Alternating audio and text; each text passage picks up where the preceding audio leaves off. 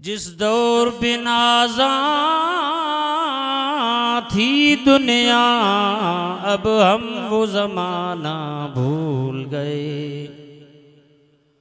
औरों को जगाना याद रहा, खुद होश में आना भूल गए। मुँह देख लिया आईने में, पर दाग न देखा सीने में। मुँह देख लिया आईने में, पर दाग न देखा सीने में। दिल ऐसा लगाया जीने में, मरने को मुसलमान भूल गए। अज जामिया दारुल कुरान असादिया गोट की शहर जे न पुरवकार इज्तिमा में शबे बारात पंहिंजे मुहसिन मोहतरम साईं हज़रत साईं अमीर हमज़ा दामद बरकातुहुल आलिया जी हुकूमत ऐं मदारिस जे असातिज़ा जमियत उलमा इस्लाम जे रहनुमा ऐं पंहिंजे अॻुवाणनि जे हिन कयल महिनत ऐं हिन दीनी इज्तिमा खे मुनक़िद करण में जंहिं दोस्त महिनत कई, अल्लाह ताला सभिनी जे महिनत खे क़बूल फरमाए।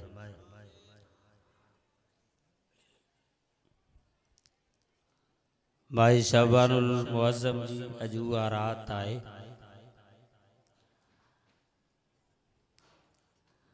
जंहिं रात में आमाल नवां थींदा।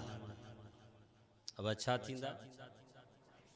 नए सिर दफ़्तर खुलंदा, नए सिर दफ़्तरनि जी शुरूआत थींदी, पोयां कैंसिल थींदा। अल्लाह ताला नओं फ़ैसिलो फरमाईंदो, बाननि जे अखियुनि में नज़र कंदो त ॻोड़ो कंहिंखां पियो आहे। इहा उहा रात आहे जो तक़दीर तब्दील थींदी ऐं अल्लाह जे रहमत हेठें आसमान ते लही।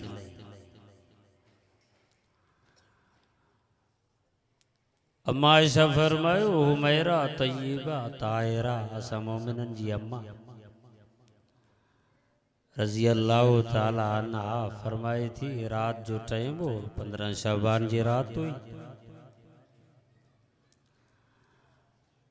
मां बिस्तरे खे ॾिठो त मुंहिंजा साईं नज़र न आया। अम्मा फरमायो, मां ॿाहिरि दरवाज़े खां निगाह कई त साईं जन्नतुल बकी जे कब्रिस्तान में बीठा रोअन पिया। साईं जन पंहिंजे कब्रिस्तान जे मैयतनि जे लाइ रोई रोई साईं जन अखियुनि मां पाणी हारे होशियारियूं ॾेई रोअन पिया ऐं उन्हनि कब्रुनि वारनि जे लाइ मग़फ़िरत जी दुआ फरमाइनि पिया। फरमायो, रात जो जॾहिं पोयों हिसो थियो, मां पंहिंजे बिस्तरे खां ॾिठो, मुंहिंजे साईं जन नज़र न आया। मां जो वियमि, मां ॾिठो त मुंहिंजा साईं एॾो डिघो सजदो फरमायो। ख़तरो थियो त मुंहिंजा साईं मोकिलाए विया, पर मां अञा वेझो थियमि। काइनात जी अम्मा, मोमिननि जी अम्मा, ईमान वारनि जी अम्मा, इन घोट की शहर जे मुसलमाननि जी अम्मा, सोने सिद्दीक़ जी न्याणी अम्मा आयशा फरमायो, मुंहिंजा साईं ज़ारू कतार सजदे में रोअन पिया ऐं साईं जन जा ॻोड़ा ज़मीन ते किरन पिया। अम्मा ॿियो छा ॾिठो? असांजे इन घोटकी जा नौजवान पिया चवनि त असांखे बि इहा रात मिली आहे, असां छा कयूं इन रात में? मुंहिंजी अम्मा आयशा सिद्दीक़ा तय्यबा ताहिरा रज़ी अल्लाह ताला अन्हा फरमायो, मुंहिंजे साईं जे अखियुनि मां बरसात पई हले, पर मुंहिंजे साईं जी ज़ुबान मां ही लफ़्ज़ मां ॿुधां पई, अल्लाहुम्मा इन्नका अफून करीम। मुझा साईं फरमान पिया या अल्लाह मां मोहम्मद मुस्तफ़ा पंहिंजे नुबुवत वारी ज़ुबान सां दुआ पियो कयां अल्लाहुम्मा इन्नका अफून, साईं तू माफ़ कंदड़ा। अब यह खास दुआ है, इन रात जी खास दुआ है। अल्लाहुम्मा इन्नका अफून करीमुन, एक रिवायत में करीमा, ऐं ॿी रिवायत में अल्लाहुम्मा इन्नका अफून तुहिब्बुल अफ़्व फ़अफ़ु अन्नी या गफ़ूर। ॿई रिवायतूं पियूं अचनि, पर घोट की वारो मुंहिंजा महबूब मोहम्मद मुस्तफ़ा सल्लल्लाहु अलैहि वसल्लम सुबुह जे आज़ान ताईं अम्मा फरमायो इहा दुआ पढ़ंदा रहिया। आख़िर सुबुह थी वई, कुर्बान वञा महबूब जे जज़्बात, कुर्बान वञा महबूब जे शौक़त, कुर्बान वञा नबी सां जे अज़मत तां। असां खे इन रात में फटाका पिया आणा पवनि, सवे हज़ारे रुपया पंहिंजे बचड़नि खे ॾेई करे घिटिन में गलिन में रोडनि ते रस्तनि ते फटाका हणी करे असां पिया चऊं त असांजी ख़ुशीअ जी रात आहे। पर मुंहिंजा महबूब मोहम्मद मुस्तफ़ा सल्लल्लाहु अलैहि वसल्लम जन इन रात में सजदा ॾिघा पिया फरमाइनि, साईं जन इन रात में पंहिंजी अखियुनि मां ॻोड़ा हारे पंहिंजे रब खे रीझाइनि पिया। अल्लाहुम्मा इन्नका अफून करीम, या अल्लाह तू त माफ़ कंदड़ा, तू करीम माना सखी भी आ।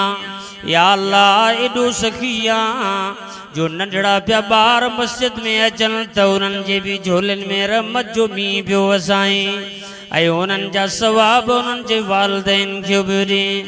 पर जेके मस्जिद में अची ॾाढी सां कुराड़ा पिया रोअनि त उन्हनि जे अछनि वारनि जो पियो हया पियो करे। या अल्लाह जेके नौजवान पिया मस्जिद में अचनि उन्हनि जवाननि जे जज़्बे ऐं शौक़ ते नज़र कंदे उन्हनि ते बि पंहिंजी रहमत जी निगाह पियो करे। या अल्लाह इहा रात सभिनी खे मिली आहे, पर इन रात में असां तव्हांखे जेका मुहबत ऐं चाहत रब खां मिली आहे, अल्लाह से फरमायो मुंहिंजी रहमत पहिरें आसमान ते लही करे हेठें आसमान ते ईंदी आहे, पोइ नौजवाननि जी इबादत बि ईंदी आहे त रब पियो ॾिसंदो आहे। कुराड़ा अची ॾाढ़ी वारा बि मस्जिद में पिया सजदा कंदा आहिनि, तॾहिं बि ख़ुदा जे रहमत जी नज़र उन्हनि जे मथां हूंदी आहे। या अल्लाह इन रात में केतिरी तुंहिंजी महिरबानी थींदी आहे। फरमाई जेको बि बानो मूंखे सॾींदो आहे मां रब उन रात में उन जी दुआ क़बूल कंदो आहियां, उनखे जी असां जवाबु उदूनी अस्तजिब लकुम। ओ मुंहिंजा बानो मूंखे सॾियो त मां रब जी कयां। अब सॾ केरु ॿुधंदो आहे? ॾाढा चओ केरु ॿुधंदो आहे? अल्लाह से फरमायो तव्हां मूं वटि वसीलो वठी न अचो, मेड़ खणी न अचो। खुदा जी ज़ात जो कसम असांजा उलमा फरमाइनि था, असांजा बुज़ुर्ग फरमाइनि था जॾहिं अबो नाराज़ थींदो आहे त माइटनि खे चई करे मेड़ वठी ईंदा आहियूं, अम्मा नाराज़ थींदी आहे त मासी ऐं पुफीअ खे वठी करे अची माफ़ी वठंदा आहियूं। पर मुंहिंजो करीम अल्लाह एतिरो त सवलो आहे जो रब थो फरमाए हिकु तूं ॿियो मां, बाना अकेलो थी अखियुनि मां पाणी हारे रोअण हार मुंहुं करे मूंखे सॾ त मां रब अर्शल खां जी कयां। असां छो न आमीन थिया आहियूं? ला तक़नतू मिर रहमतिल्लाह। अल्लाह से फरमायो तुंहिंजा गुनाह थोरा थी मुंहिंजी रहमत घणी आहे। चओ बाबा अल्लाह जी रहमत, अल्लाह जी रहमत घणी आहे, असांजा गुनाह थोरा, जबलनि जेतिरा गुनाह हुजनि त बि रब जी रहमत घणी आहे। ज़मीन का आसमान ताईं गुनाह हुजन तॾहिं बि अल्लाह जी रहमत घणी आहे। अल्लाह जे रहमत में उम्मीद रखी करे जॾहिं बानो सॾींदो आहे त रब पंहिंजे रहमत जो मींहुं वसाईंदो आहे। पोइ सॾण वारो मौलवी आहे त बि रब रहमत जो मींहुं पियो वसाएसि। सॾण वारो हाफ़िज़ क़ुरान आहे तॾहिं बि रब रहमत जो मींहुं पियो वसाएसि। पर जे सॾण वारो मिस्कीन आहे, हारी आहे, मज़दूर आहे, रेड़ो हलाइण वारो आहे, बचड़नि जे लाइ कमाई करण वारो आहे, 5 वक़्त नमाज़ पढ़ण वारो आहे, चेहरे ते मुंहिंजे महबूबा मोहम्मद मुस्तफ़ा जो बाग़ अथसि, अखियुनि में पाणी ख़ौफ़ वारो वहाए बीठो आहे। हाणे इन बाने ते ख़ुदा जी रहमत जी नज़र आयो बानो सॾींदो त रब जी करण में देर न कंदुसि। अल्लाह से फरमायो दूनी अस्तजिब लकुम, ओ मुंहिंजा बाना तुझे सॾण में देर आहे पर मुंहिंजे जी करण में देर न आहे। हज़रत साईं बेर वारा रहमतुल्लाह अलैहि, हज़रत साईं अब्दुल करीम कुरैशी रहमतुल्लाह अलैहि, जंहिं सॼी ज़िंदगी परहेज़गारी ऐं तक़वा में पंहिंजी ज़िंदगी गुज़ारी, जो हज़रत साईं अखि सां कॾहिं धारी औरत ते नज़र न पई आहे, एतिरे ताईं जो साईं जा बचड़ा फरमाइल पिया, जो हज़रत साईं बेर वारनि खे इहा ख़बर न हुई त हीअ नुंहुं मुंहिंजी कहिड़े जी घरवारी आहे। मुंहिंजे पुटनि जूं नुंहां जॾहिं घरवारियूं मुंहिंजे साम्हूं ईंदियूं त मां न सुञाणे सघंदुसि।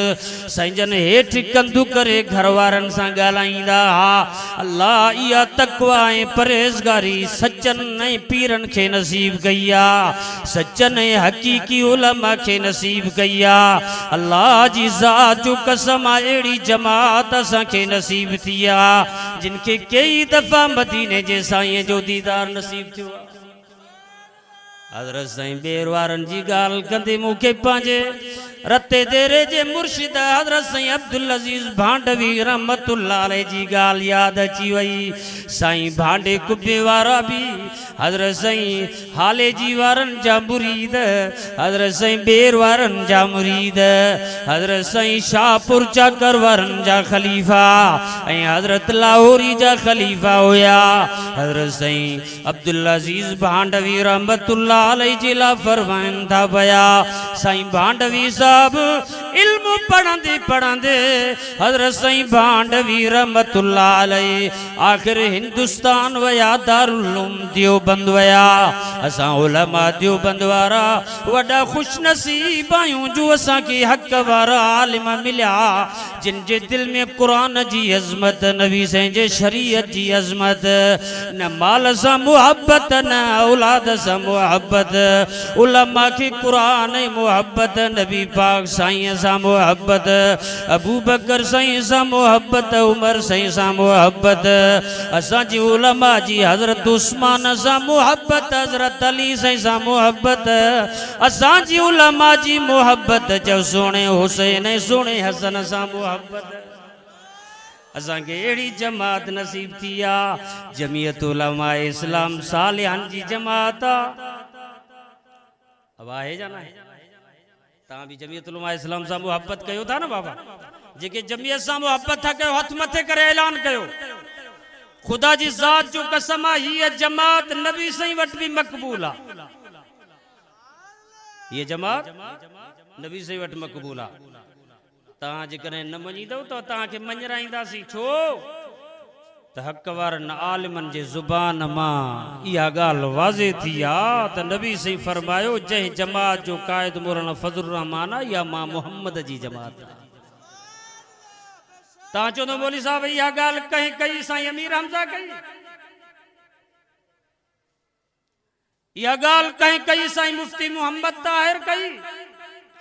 मता हितों वारनि बुज़ुर्गनि जे लाइ तव्हांखे अक़ीदत घटि हुजे, इन जे करे मां पंहिंजे सलफ़ जी ॻाल्हि कंदुसि। हज़रत साईं अब्दुल हई घोटा रहमतुल्लाह अलैहि फरमायो, मां 36 दफ़ा नबी साईं जी ज़ियारत कई ऐं हिकु दफ़ो अर्ज़ु कयुमि, साईं जमात हक़ वारी कहिड़ी आहे?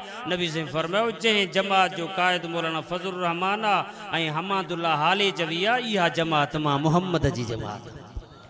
उलमाए हक़ उलमाए देवबंद, उलमाए हक़ उलमाए देवबंद, सर बकफ सर बुलंद, सर बकफ सर बुलंद। अया तारीफ़ करण भी सवाब आ, हक़ वारनि आलमनि जी तारीफ़ करण भी सवाब आ, छो त उन्हनि जी कड़ी ब कड़ी मुहम्मद मुस्तफ़ा सां पई मिले। तव्हांजे हिन शहर घोटकीअ में डॉक्टर हूंदा, खोड़ इंजीनियर हूंदा, खोड़ मास्तर हूंदा, उन्हनि खां पुछा कंदो, हू तव्हांखे ॿुधाईंदा, हू तव्हांखे ॿुधाईंदा साईं घोटकीअ में फलानी कॉलेज में मुंहिंजो उस्ताद आ, तव्हांखे ॿुधाईंदा असांजो फलानो उस्ताद आ। पर मां फ़ख़ुर सां चवंदुसि त मुंहिंजा उस्ताद हज़रत साईं मीर मोहम्मद मीरक वारा, उन जा उस्ताद हज़रत साईं बेर वारा, उन जा उस्ताद हज़रत साईं हुसैन अहमद मदनी, उन जा उस्ताद हज़रत शेख हम्माद, उन जा उस्ताद हज़रत शाह अब्दुल अज़ीज़ मुहद्दिस देलवी, उन जा उस्ताद हज़रत इमाम शेबी, उन जा उस्ताद हज़रत साईं इमाम अबू हनीफा रहमतुल्लाह अलैह, हज़रत इमाम आज़म अबू हनीफा जा उस्ताद ताबई, उन ताबई जा उस्ताद हज़रत हैदर करार जा उस्ताद मिठा मुहम्मद मुस्तफ़ा सल्लल्लाहु। असां पंहिंजी निस्बत उहा रखी आहे जेका मुहम्मद मुस्तफ़ा सां पई मिले। ऐं अंग्रेज़ी पढ़ण वारा पंहिंजी निस्बत इंडिया ऐं यूरोप सां ॻंढींदा, हे इल्म भी मौजूद आहे, हो भी तव्हां वटि मौजूद आहे, लेकिन हो असरी तालीम तव्हांजे दुनिया जी तालीम आहे, क़ुरान जन्नत ताईं गॾु आहे, ऐं इहा जन्नत जी तालीम आहे, अरबनि जी तालीम आहे, मुहम्मद मुस्तफ़ा जी तालीम। हाणे तव्हांजी मर्ज़ी आहे पंहिंजे बच्चे खे नबी साईं सां मिलायो या पंहिंजे बच्चे खे अंग्रेज़नि सां मिलाए नबी साईं खां परे कयो, तव्हांजी मर्ज़ी आहे। पर ओ घोटकी वारो, मां अंग्रेजी पढ़ाइण जो इनकारी न आहियां, लेकिन ईमान ऐं नूर क़ुरान मजीद जे करे मिलंदो आहे। क़यामत जे ॾींहुं मुहम्मद मुस्तफ़ा सां इहे गॾु हूंदा जिन खे सीने में 83 पारा क़ुरान मौजूद। मां बार बार इहा ॻाल्हि ॿुधाईंदो आहियां त हिन जमात खे नबी साईं सल्लल्लाहु अलैहि वसल्लम पंहिंजे ज़ुबान सां दुआ फरमाई, अल्लाह मूंखे अंधो करे नाबीन करे, जेकॾहिं मां कूड़ ॻाल्हायां ख़ुदा जी ज़ात जूं कसम मां सच थो चवां, वाबुज़ू आहियां, क़ुरान मुंहिंजे साम्हूं मौजूद आहे। मुंहिंजा उस्ताद हज़रत साईं मुहम्मद ईसा टांवरी रहमतुल्लाह अलैह जेके वक़्त जा बेहतरीन ख़तीब हुया, झंग ऐं झर में क़ुरान मजीद पढ़ण वारा हुया। मां हिकिड़ो दफ़ो पंहिंजे उस्ताद साईं मुहम्मद ईसा टांवरी रहमतुल्लाह अलैह सां सफ़र कयुमि, सखर खां झलमक्सी बलोचिस्तान। मां साईं सां हिकिड़ी शिकायत कई, ओ मुंहिंजा साईं अॼु ॾाढो दौरु ॾुखियो आहे, साईं मौली साहब जलसे ते पिया अचनि, अल्लाह वारा तकलीफ़ करे गाॾियूं करे तेल भरे ख़र्च करे जलसे में पिया अचनि, पर मुंहिंजा साईं जेकॾहिं तेल घणो पियो लॻे त तव्हां करे जलसे वारे खे पिया चवनि त यार महिरबानी कजां तेल जो ख़्यालु कजां, टैक्सी आहे त उन किराए जो ख़्यालु कजां, पर जे पंहिंजी गाॾी आहे त सफ़र जो ख़्यालु कजां, छो त असांजा आलिम ग़रीब ऐं मिसकीन आहिनि, ईमान ते हली करे पंहिंजी ज़िंदगी गुज़ारे रहिया आहिनि। मां हज़रत साईं अब्दुल्ला शाह बुखारी रहमतुल्लाह अलैह जी ख़िदमत भी कई आहे। हज़रत साईं अब्दुल्ला शाह बुखारी रहमतुल्लाह अलैह फरमायो, मां अब्दुल्ला शाह सैयद आं बुखारी आं। अब छा फरमायो, मां अब्दुल्ला शाह आहियां बुखारी आं, जेकॾहिं मां बातिल फ़िरके ॾे वञा त मूंखे सोन सां तोरींदा। अब बुखारी माना सचो सोन, चओ सचो बुखारी सैयदन में सचो आ, माना मथां तबको बुखारी आ, पो जीलानी पो काज़मी पो मुख्तलिफ तव्हांखे पाड़ा मिलंदा, उन्हनि सैयदन में तव्हांखे नाला मिलंदा, पर बुखारी सभिनि खां आला बीठो हूंदो। सैयद अब्दुल्ला शाह फरमायो, बुख भली आ पर आले सुन्नत मुंहिंजे लाइ मुहम्मद मुस्तफ़ा जी जमात आहे। तंहिंजे करे मां अब्दुल्ला शाह बुख में हूंदुसि पर बातिल ॾे न वेंदुसि। जंहिं वटि अबू बकर जी दुश्मनी हुजे उते मां अब्दुल्ला शाह न वेहंदुसि, छो त सिद्दीक़ मुंहिंजे मुहम्मद जी जान आहे। छो त उमर मुझे मोहम्मद जी जाना, छो त उस्मान मुझे मोहम्मद जे जाना। ये घर जा हन, ये शागिर्द हन, ये बच्चा हन, ये मोहम्मद मुस्तफ़ा जा जेके हिन बचड़ा हन। इन्हनि खे नबी साईं पाण पालना कई आहे, इन्हनि खे नबी साईं पाण इल्मु पढ़ायो आहे, पाण इन्हनि खे शागिर्द बनायो आहे। इन्हनि सहाबा जी जिते मुखालफ़त हूंदी उते मां अब्दुल्ला शाह न वेंदुसि, छो त मूंखे ख़बर आहे त इहा जमात बुखारी नाहे ऐं सचो बुखारी ऐं सैयद उहो आहे जंहिंजी निस्बत नबी साईं जे अहल बैत सां बि हुजे त सहाबा सां बि, छो त नबी साईं जी ॿिन्ही सां निस्बत आहे बाबा। चओ अहल बैत सां बि ऐं सहाबा सां बि। सहाबा बि नबी जा शागिर्द। अब जेकॾहिं तव्हां सहाबा जो इनकार कंदो त नबी साईं जे शागिर्दीअ जो इनकार कंदो। अब साईं अमीर हमज़ा जो इनकार कंदो त नबी साईं जे मदरसे जो इनकार कंदो। जे साईं जे इल्म जो इनकार कंदो त साईं जे तदरीस ऐं तालबन जो इनकार कंदो। जेकॾहिं नबी साईं जे सहाबा जो इनकार कंदो त पोइ नबी साईं जे उस्तादीअ जो बि इनकार करणो पवंदो। छो त नबी साईं पढ़ाइण वारा हा त फारूक आज़म ऐं उस्मान साईं वारा पढ़ण वारा। शागिर्द नबी साईं जा इल्म जे सदके भी था, माना रूहानियत भी नबी साईं खां सहाबा खे मिली। चो इल्म भी नबी साईं खे, नबी साईं जो सहाबा खे मिलियो। इहो असांखे तॾहिं नसीब थींदो जॾहिं असां सहाबा जी इज़त कंदासीं। छा इरादो आहे बाबा? सहाबा जी इज़त कंदो इंशाअल्लाह। हीअ राति उहा अथव जेको बुग़्ज़ अबू बकर सां रखंदो उनजी भी बख़्शिश न थींदव। ख़बरदार मता नबी साईं जे सोहरनि सां दुश्मनी रखो। नबी साईं जा सोहरा नबी साईं खे ॾाढा प्यारा आहिनि। इन जे करे नबी साईं फरमायो, पाड़ फरमायो हा कज़ा नुबवसु यौमल क़ियामह। फरमायो जीअं तव्हां मूंखे अबू बकर उमर सॼे खबे ॾिसो था, ईअं क़यामत ॾींहुं जन्नत में बि मुंहिंजे सॼे खबे ॿई यार मूंसां गॾु हूंदा। घोटकी वारो जीअं नबी साईं पंहिंजे हरम में पंहिंजे मज़ार में जीअं पंहिंजे यारनि खे सुमारियूं पिया आहिनि, ईअं क़यामत जे ॾींहुं जन्नत में सॼे खबे पंहिंजे यारनि सां गॾु हूंदा। हा कज़ा नुबवसु यौमल क़ियामह। फरमायो जीअं हाणे ॾिसो था ईअं क़यामत जे ॾींहुं बि मूंखे पंहिंजे दोस्तनि ऐं यारनि सां गॾु ॾिसंदो। यादि रखो मुस्लमानो, जेको बुग़्ज़ अबू बकर रखंदो उन जी बि इबादत क़बूल कोन अथव हिन राति में। जेको हज़रत अलीअ सां बुग़्ज़ रखंदो उन जी बि बख़्शिश हिन राति में कोन थींदव। पोइ मां खे अर्ज़ु कयां त हीअ जमात नबी साईं जी जमात अथव, छो त हिननि वटि क़ुरान मजीद आहे। हीअ जमात नबी साईं जी जमात अथव, छो त हिननि वटि सहाबा जी बि इज़त आहे। हीअ जमात नबी साईं जी जमात आहे, छो त हिननि वटि मोहम्मद मुस्तफ़ा जे बचड़नि अहल बैतनि जी बि इज़त आहे। ही हिते भी इज़त वारा त क़यामत जे ॾींहुं भी इज़त वारा। असां अहल बैतन खे मञूं था इन जे करे जो अहल बैतन सां नबी साईं जो प्यार हो। असां अहल बैतन खे मञूं था छो त अहल बैतन सां मोहम्मद मुस्तफ़ा जो प्यार हो। हज़रत साईं मोहम्मद ईसा टांवरी रहमतुल्लाह अलैह फरमायो, पुट मां कीअं किराओ घुरां, मूंखे त नबी साईं ॾेई छॾियो आहे। छा फरमायो? मूंखे नबी साईं ॾेई छॾियो आहे। ईअं चई पंहिंजे अखियुनि मां ॻोड़ा ज़ारूं कतार रोअण शुरू कयूं। मां चयुमि साईं मां तव्हां खां सुवाल कयो, तव्हां वरी रो था, मसइलो छा आहे? पाण फरमायूं पुट मां उम्रे ते वयुमि, हरम में मुंहिंजी अखि लॻी वई। मां जेको आहे सो ख्वाब में ॾिठो त हरम जे ॿाहिरों हदूद खां ॿाहिरां मूंखे नज़र आयो हिकिड़ो सुहिणे चेहरे वारो इंसान, जंहिंजे मथे ते अछो पटको हुयो, जंहिंजे चेहरे ते नबी साईं जी सुन्नत हुई। फरमाए त मां पुछा, मूंखे सॾु कयईं, मोहम्मद ईसा तूं आहीं? चए हा मां आहियां। चए हेॾे आ। मां जो ॿाहिरि वयुमि त मूंखां पुछा कयईं त मोहम्मद ईसा तूं आहीं? चए मां आहियां। चए मूंखे सुञाणे थो? चए न साईं मां तव्हांखे नथो सुञाणां। चए मुंहिंजो नालो मुसअब बिन उमैर आहे, मां नबी साईं जो सहाबी आहियां। जो तूं किस्सो खणंदो आहे जमात के जलसन में ॿुधाईंदो आहे न, मुसअब बिन उमैर मां उहो आहियां। मूंखे नबी साईं मोकिलियो आहे त मोहम्मद ईसा खे वठी आ।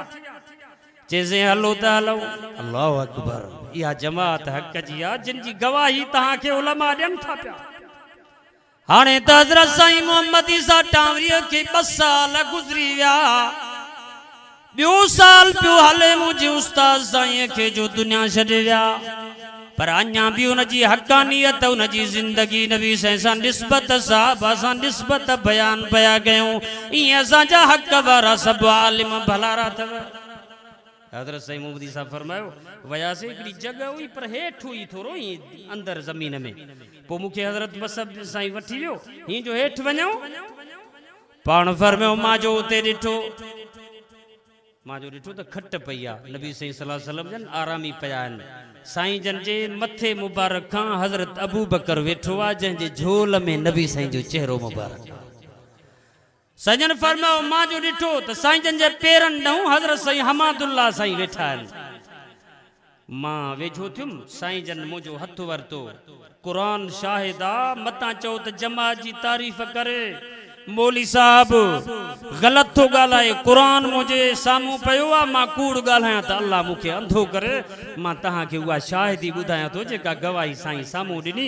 फरमायो त मुंहिंजो हथ वठी साईं जन फरमायो तूं वाइज़ कंदो आहे तूं क़ुरान पढ़ंदो आहे पर लालच न कंदो आहे। जेको मिलंदो थी मोहम्मद ईसा तूं चुप कयूं हलियो वेंदो आहे। हाणे तोखे अल्लाह एतिरो ॾींदो जो मां मोहम्मद तोखे दुआ थो कयां जो तूं सुवाल कंदे ई न। फरमायो ईअं चई पोइ हज़रत हमादुल्ला साईं दे चेहरो फेरायो। फरमायो मौली हमादुल्ला जी मुंहिंजा साईं। फरमायो हे मौली साहब मूंखे ॾाढो वणंदो आहे। हे साईं जा लफ़्ज़ आहिनि पंहिंजा। फरमायो मुंहिंजे लाइ फरमायो त हे मौली साहब मां मोहम्मद खे ॾाढो वणंदो आहे।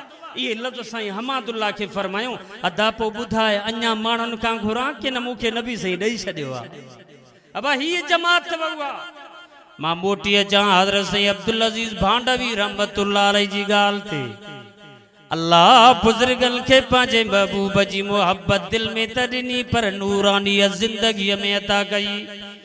हज़रत साईं अब्दुल अज़ीज़ भांडवी रहमतुल्लाह अलैहि रते देरे खां सफ़र करे पाण साईं जन हिंदुस्तान वया दारुल उलूम देवबंद वया। पाण उते वञण खां बाद साईं हुसैन अहमद मदनी सां मुलाक़ात कयूं। साईं हुसैन अहमद मदनी रहमतुल्लाह अलैहि फरमायो पुट किथां आयो आहे? चइसई सिंध खां आयो आहियां। फरमायो पोइ कीअं भला? चइसई इल्मु दीन जो सिखण आयो आहियां। चई भला हुते आलिम कोन हुया छा जो सफ़र करे तूं दीन जो इल्मु हेॾे पढ़ण आयो आहियां? असां त ॾिठो आहे मौलाना उबैदुल्ला सिंधी बि तव्हांजे सिंध में इल्मु पढ़ण आयो हुयो। उहो त वञी करे अमरोड शरीफ़ में रहियो पर तूं वरी सिंध खां असां वटि आयो आहे इल्मु पढ़ण जे लाइ। ॿुधा भला एॾो सफ़र छो कई? हज़रत साईं अब्दुल अज़ीज़ भांडवी रहमतुल्लाह अलैहि फरमायो हाओ साईं क़ुरान शरीयत जे इल्मु सिखण जे लाइ मां उते कीअं न अचां जाते मुंहिंजा सलफ़ सालीन बुज़ुर्ग क़ुरान इल्मु पढ़ाए विया ऐं अल्लाह वारा हिते इल्मु पिराए विया। मां सफ़र करे तव्हां वटि आयो आहियां। महिरबानी फरमायो मूंखे इल्मु पढ़ायो। पाण फरमायो राति रहो पोइ सुभाणे ॾिसंदासीं। मां त कंहिंखां पुछाई नथो कयां केर तुंहिंजी सिफारिश करे जो तोखे असां मदरसे में रहियूं। अलाए किथां आयो आहे? सफ़र करे असां वटि तूं रहियो आहे पर तोखे असां सुभाणे ॾिसंदासीं। राति जो टाइम थियो। हज़रत साईं अब्दुल अज़ीज़ भांडवी रहमतुल्लाह अलैहि उथी करे तहज्जुद नमाज़ शुरू कई। अखियुनि मां पाणी हरे सॼी राति नफ़िल पढ़ंदा रहिया। रोई करे अल्लाह खे अर्ज़ु कयूं या अल्लाह मां त सफ़र करे तुंहिंजे महबूब जो इल्मु सिखण जे लाइ आयो आहियां। मुंहिंजा साईं महिरबानी फरमा मूंखे क़बूल फरमा। अञा राति जो हिसो गुज़रियो ई मस साईं हुसैन अहमद मदनी सुबुह जी नमाज़ ते फरमायो बाबा काथे आहे नौजवान सिंध वारो हुनखे वठी अचो त मां हुनजे पेशानीअ ते चुमी ॾियां। फरमायो वठी अचोसि मुंहिंजे साम्हूं। साईं हुसैन अहमद मदनी फरमायो अब्दुल अज़ीज़ तुंहिंजो नालो आहे? हाओ साईं। फरमायो हेॾे आहे त मां तोखे चुमी ॾियां। मूंखे नबी साईं फरमायो आहे त इहो मुंहिंजो आहे हिनखे दाख़िला ॾियोसि इनखे पढ़ायोसि। राति मूंखे नबी साईं ख्वाब में फरमायो अब्दुल अज़ीज़ मुंहिंजो आहे मां हुनजी सिफारिश थो कयां मदरसे में दाख़िला ॾियोसि। हे असांजी जमात आहे। अॼु इरादो कर त हिननि जा हथ मज़बूत कंदासीं इंशाअल्लाह। इंशाअल्लाह इन्हनि बुजुर्गनि जे हथनि खे मज़बूत कंदासीं। छो बाबा हित जेको मोहब्बत जंहिंसां रखंदो क़यामत जे ॾींहुं बि उन जमात सां रब उथारींदो। अल मरो मन अहब। पर जे हिते असांजी भंगुड़नि सां मोहब्बत, चरसनि सां मोहब्बत, शराबिन सां मोहब्बत हूंदी, ख़ुदा जी ज़ात जो कसम आहे केतिरो बि असां लिकंदा वतूं पर क़यामत जे ॾींहुं उन्हनि सां गॾु हूंदासीं। अल्लाह असांखे ॿुधाईंदो त बाना तूं दुनिया में मौलवियुनि सां नमूना कर ऐं लिकी करे वॾेरनि जी चमचाखोरी पियो करे, हाणे वरी चए थो त मां आलमनि सां गॾु उथंदुसि, तोखे उन्हनि सां गॾु उथारींदुसि जिन जी चापलूसी कंदे उलमा जो ताज तोखे नसीब न थींदो। अल्लाह जो कसम आहे जेको हाले जी ऐं बेर शरीफ ऐं अमरोड शरीफ वारनि अल्लाह वारनि सां निस्बत ॻंढे थो, पोइ उहो भल तोड़े जो गुनहगार छो न हुजे क़यामत जे ॾींहुं आलमनि जे जमा सां गॾु। सो मां जो दुआ करण आयो आहियां, अल्लाह तव्हां असां सभिनी खे आलमनि सां मोहब्बत नसीब फरमाए। अल्लाह ताला तव्हां ऐं असांखे उलमा हक़ सां ज़िंदगी नसीब फरमाए। दोस्तो जेकॾहिं चाहियो था असां आलमनि सां गॾु हुजूं दुनिया में बि आख़िरत में बि, त पोइ तव्हांजी दिलि जो फ़ैसिलो इहो हुजणु घुरिजे त इंशाअल्लाह जाते आलिम सॾु कंदा असां उन्हनि सां गॾु हूंदासीं इंशाअल्लाह। बाक़ी हाणे दिलि में हिकिड़ी ज़ुबान में बि मां नालो न खणंदुसि त इहा शाजी कंहिंजी निशानी आहे, बसि तव्हां सम्झी विया हूंदव, समझदार माण्हू आहियो त इहा निशानी मुस्लमान जी कोन्हे, इहा निशानी मोमिन जी कोन्हे जो ज़ुबान में हिकिड़ी दिलि में ॿी हुजेसि। चओ इंशाअल्लाह हर हाल में आलिमनि सां गॾु हूंदासीं। इन जे करे नबी साईं फरमायूं सल्लल्लाहु अलैहि वसल्लम अल उलमा वरसतुल अंबिया औ कमा क़ाल नबी सल्लल्लाहु अलैहि वसल्लम। दुनिया जा करोड़पति अरबपति, दुनिया जा दौलतमंद तव्हां हेॾां बीहारियो, हेॾां गरीब ऐं मिसकीन पटके ऐं ॾाड़ीअ वारे आलम खे बीहारियो। इन आलम जो शान नबी साईं जे वरसे जे करे मथे आहे। ख़ुदा जी ज़ात जो कसम आहे इहे नबी साईं जा ख़लीफ़ा अथव जेके दुनिया में मुहम्मद जी हदीस तॾे ते वेही पढ़नि था। अवा नबी साईं जा ख़लीफ़ा अथव इहे। नबी साईं हथड़ा मुबारक रहमत जा खयां ओ घोटकी वारो पाण साईं जन हथड़ा मुबारक मथे खणी करे हीअ दुआ फरमाई, अल्लाहुम्मा अरहम खुलफाई, अल्लाहुम्मा अरहम खुलफाई। या अल्लाह मुझे खलीफन ते रहम फरमा। चओ त सच्चा, हथ मथे करे चओ सच्चा। नबी साईं जी हदीस आहे, साईं जन फरमायो अल्लाहुम्मा अरहम खुलफाई, मुंहिंजा अल्लाह मुंहिंजे खलीफन ते रहम फरमा। साहब फरमायो मन हुम खुलफाउक या रसूल अल्लाह। अब मां सियासत तो बयान कयां, मता तव्हां सम्झो त हे मौलवियुनि जी ॻाल्हि थो करे, ख़ुदा जी ज़ात जो कसम आहे मुस्लिम शरीफ़ जी हदीस तो पढ़ां। नबी साईं फरमायो मन हुम, साहबा अर्ज़ कयो मन हुम खुलफाउक या रसूल अल्लाह। ओ अल्लाह जा रसूल तव्हांजा ख़लीफ़ा कहिड़ा आहिनि? मुझे साईं फरमायो यरबून फी अहादीसी, मुझे उम्मत में जेके तॾे ते वेही करे मुझे हदीस जी रिवायत पढ़ाईंदा ये मां मोहम्मद जा क़यामत ताईं ख़लीफ़ा अथव। हाणे तव्हां कूड़ो त न करे सघंदो नबी साईं जी हदीस के। यरबून फी अहादीसी, जेके मुझे हदीस के रिवायत कंदा, माना जेके आलिम तॾे ते वेही करे क़ुरान ऐं हदीस जो इल्मु पढ़ाइनि था, ये नबी पाक सल्लल्लाहु अलैहि वसल्लम जा ख़लीफ़ा अथव। पोइ मां पंहिंजे उस्तादनि जा नाला खणा त बि हदीस पढ़ाइण वारा, पंहिंजे मुर्शिदनि जा नाला खणा त बि हदीस पढ़ाइण वारा, पर जेकॾहिं पंहिंजी कायदीन जा नाला खणा त बि क़ुरान ऐं हदीस पढ़ाइण वारा। असांजी जमात में तव्हांखे जेकॾहिं क़ाइद मिलंदा त उहे क़ुरान ऐं हदीस पढ़ाइण वारा क़ाइद मिलंदा। मदरसनि में पढ़ाइण वारा तव्हां असांखे आलिम मिलंदा। इहा असांजी जमात हक़ वारी जमात आहे।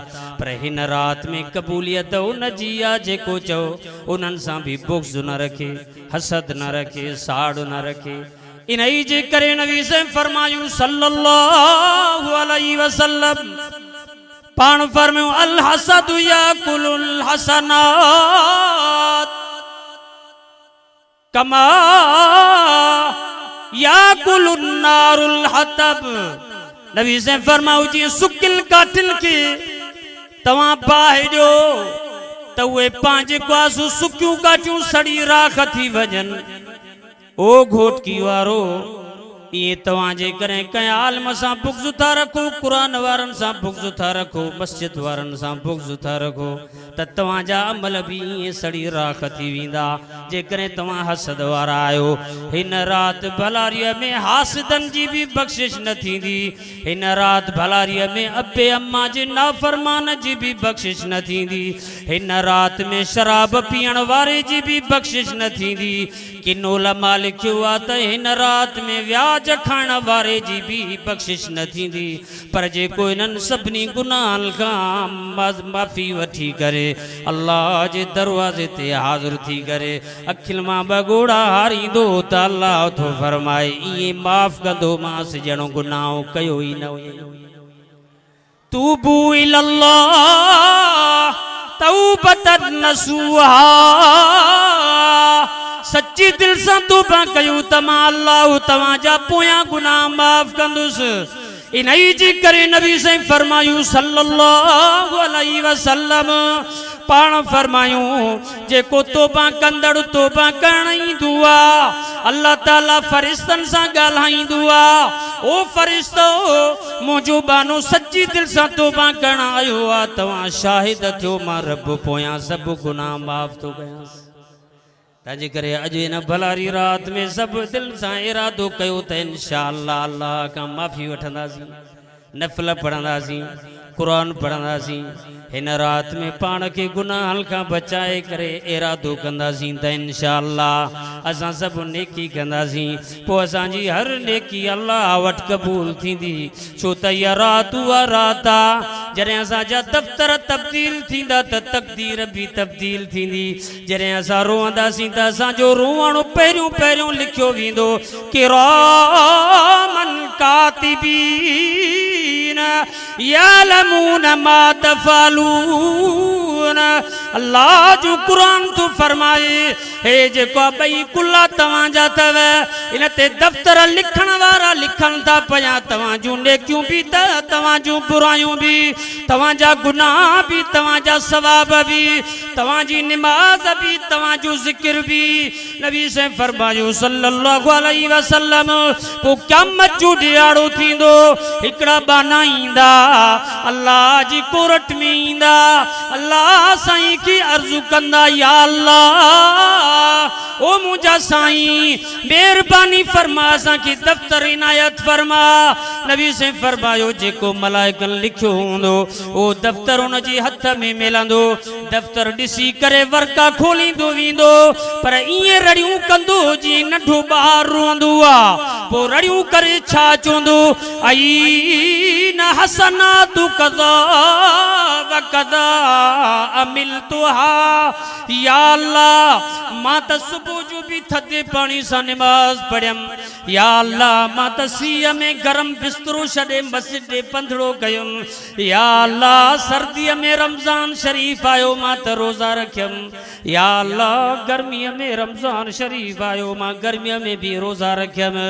मुंहिंजा अल्लाह पर हई आई न हसनातु कज़ा व कज़ा हिकिड़ी भी नेकी कोन्हे। दफ़्तर साफ़ पियो आहे, मुंहिंजी नेकी अलाए काॾे गुम थी वई आहे। आई न हसनातु कज़ा व कज़ा मां त मुख़्तलिफ़ नेकियूं कयूं पर हिकिड़ी भी नेकी लिखियल कोन्हे का। या अल्लाह मेहरबानी फरमा ॿुधा त मुंहिंजूं नेकियूं काॾे वयूं।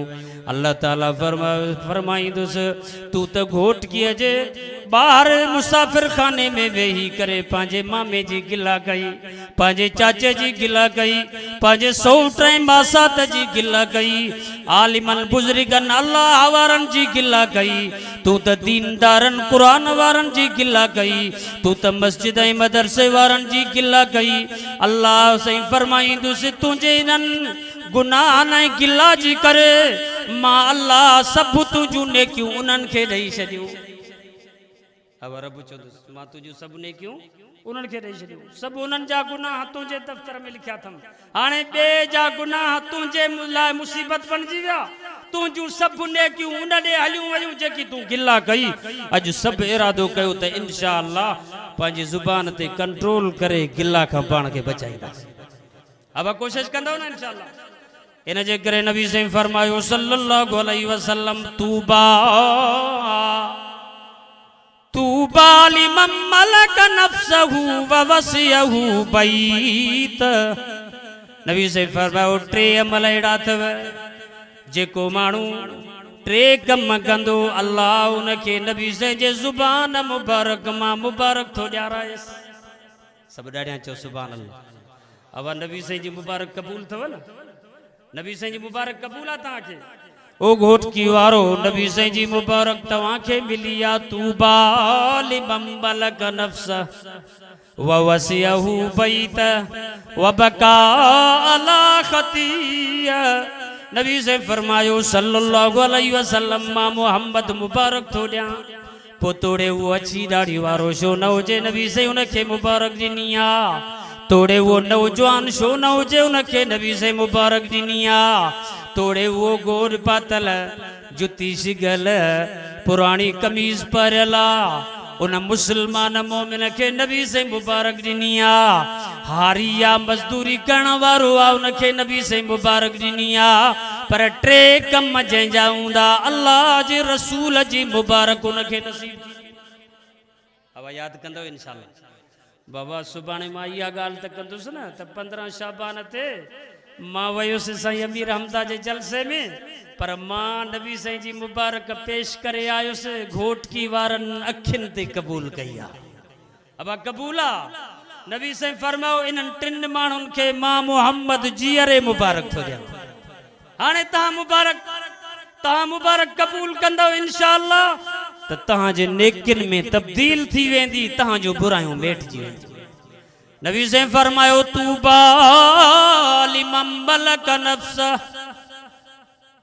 मुबारक उन शख्स खुश नसीब के जंहिंजी ज़ुबान ते कंट्रोल हुजे माना ज़ुबान ते मालिक बणिजी वञे पंहिंजी मर्ज़ीअ सां ज़ुबान खे न हलाए बल्कि अल्लाह ऐं रसूल जे हुक्म ते ज़ुबान हलाए पंहिंजे नफ़्स ते कंट्रोल करे नफ़्स जो मालिक बणिजी वञे नफ़्स खे मालिक न बनाए अॼु राति मस्जिद में आयो त घरवारी चयुसि छा वञी कंदे मस्जिद में पर इन नौजवान चयुसि छॾ त मूंखे मुंहिंजो अल्लाह राज़ी थींदो इन नफ़्स जो चवण न वरितो इन रब जो चवण वरितो हाणे आयो मस्जिद में नफ़ल पढ़ियईं दुआऊं घुरियईं शैतान जो मोकारो थी वियो हिन जा दफ़्तर सभु नेकिन सां भरिजी विया नबी से फरमायो तूबा लिमन मलक नफ्सहु नबी से फरमायो जंहिंजो नफ़्स ते कंट्रोल हुजे नफ़्स जो मालिक बणिजी वञे मां मोहम्मद पंहिंजी ज़ुबान सां मुबारक थो ॾियां व वसियहु बैतहु मुझे साईं फरमायो ॿियो उहो खुश नसीबा जंहिंखे मां मोहम्मद मुस्तफ़ा मुबारक थो ॾियां अल्लाह जा हबीब सल्लल्लाहु अलैहि वसल्लम मुंहिंजा साईं ॿियो कंहिंखे मुबारक था ॾियो अॼु घोटकीअ जा मुस्लमान चवनि था नबी साईं जी मुबारक असांखे नसीब थी वञे अॼु असां नबी साईं जी मुबारक क़बूल करण वारा आहियूं नबी साईं फरमायो व वसियहु बैतहु जंहिंजी घरवारी जंहिंजे लाइ काफ़ी बणिजी वञे माना अखि ॿी माईअ ॾे न निहारे नबी साईं फरमायो उनखे मां मोहम्मद मुबारक थो ॾियां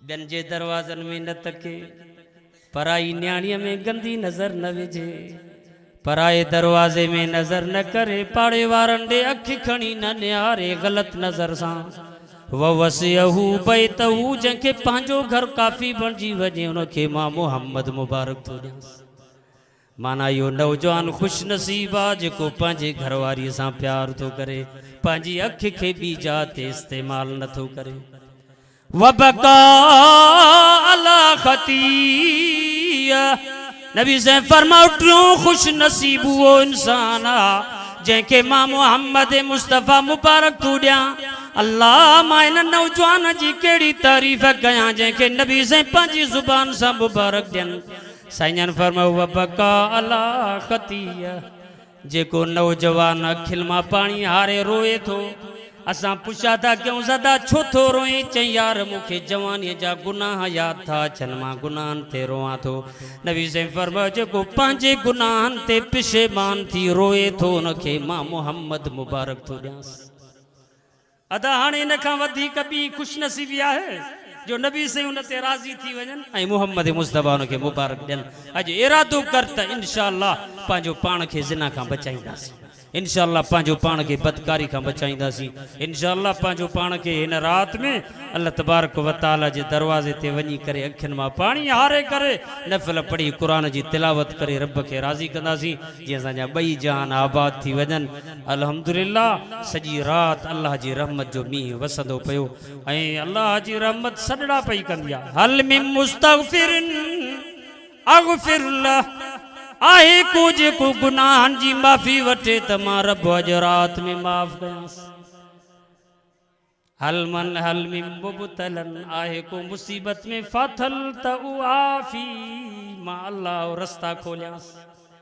आहे को मुश्किल में फाथल त अॼु राति मां रब ताला मुश्किल दूर कयांसि आहे को अॼु राति में मुस्तरज़िकिल मूंखां रिज़्क़ घुरण वारो त मां उनखे रिज़्क़ जा दरवाज़ा खोले ॾियांसि अॼु मुंहिंजे रहमत जा दरवाज़ा खुलिया पिया अथव अॼु खाता लिखराइणा था अथव अचो मां रब्बे ज़ुल जलाल खां लिखरायो त मां रब तव्हांजा दफ़्तर भरे दोस्तो आलमन सां मुहबत क़ुरान सां मुहबत ऐं नेक अमल करणु वॾे में वॾी निशानी आहे मोमिन जी मा मिल मोमिनिन इल्ला वलहा बाबान मोमिन दुनिया में आ तॾहिं बि अल्लाह खे प्यारो आहे मोमिन वफ़ात करे वञे तॾहिं बि अल्लाह खे प्यारो अथव अब मोमिन दुनिया में आहे तॾहिं बि अल्लाह खे प्यारो आहे पर दुनिया छॾे वञे तॾहिं बि अल्लाह खे महबूब अथव आखिरी ॻाल्हि हेॾे तवजो कर तूं जो ईमान ताज़ो कयां मा मिल मोमिनिन इल्ला वलहा बाबान नबी साईं फरमायो मोमिन जॾहिं वफ़ात थो करे त आसमान खां ॿ दरवाज़ा आहिनि जेके उन मोमिन जे लाइ रड़ियूं करे रोअंदा आहिनि अब मोमिन जे लाइ रोअंदा आहिनि ॿ दरवाज़ा आसमान खां उहे आसमान खां ॿ दरवाज़ा छो था रोअनसि उन जूं ॿ ॻाल्हियूं आहिनि बाबा कहिड़ियूं ॿ ॻाल्हियूं अथसि हिकिड़ी ॻाल्हि इहा अथसि त यसअदु मिन्हु अमल अब तवजो आहे तव्हांजो यसअदु मिन्हु अमल निमाज़ तो पढ़े त निमाज़ जो सवाब मथे पियो वञेसि दुआ पियो घुरे त दुआ मथे पई वञेसि ज़िक्र पियो करे त ज़िक्र जूं तवारूं मथे पियूं वञनिसि क़ुरान मजीद जी तिलावत पियो करे त तिलावत जो आवाज़ रब्बे ज़ुल जलाल वटि अर्श ते मथे पियो वञेसि यसअदु मिन्हु अमलु व यरज़ुकु मिन्हु यरज़ुकु यनज़िलु मिन्हु रिज़्क़ु नबी साईं फरमायो जेको हिन जो रिज़्क़ आहे उहो आसमान खां हेठि लही पियो अचेसि अल्लाह खां घुरे पियो हिकु रिज़्क़ मथां पियो अचेसि ॿियो दुआ मथे पई वञेसि इहे ॿई दर बंदि थी विया फ़ैज़ा मात फबकया जॾहिं इहो वफ़ात थो करे त ॿई दरवाज़ा रोअनि था त हाणे दुआ काॾूं ईंदी वयो सुम्ही पियो क़ब्र में हाणे दुआ काॾूं घुरंदो निमाज़ पढ़ण वारो निमाज़ पियो पढ़े हाणे काॾूं पढ़ंदो जॾहिं हिन जे दुआ जो दर बंदि थी वियो त आसमान जो दर रोए थो माना मोमिन अल्लाह जो महबूब आहे दुनिया में आहे तॾहिं बि महबूब आहे पर जे मरी थो वञे तॾहिं बि रब जो महबूब आहे त दुआ घुरो अल्लाह ताला तव्हां असांजे औलाद खे बि पंहिंजे रब जी मोहबत नसीब फरमाए औलाद जे बाबा दुनिया जो फ़िक्र न कंदा कयो औलाद जे आख़िरत जो फ़िक्र कंदा कयो त इन औलाद जे क़ब्र जो छा थींदो औलाद जे नौकरीअ जो ख़्यालु न कंदा कयो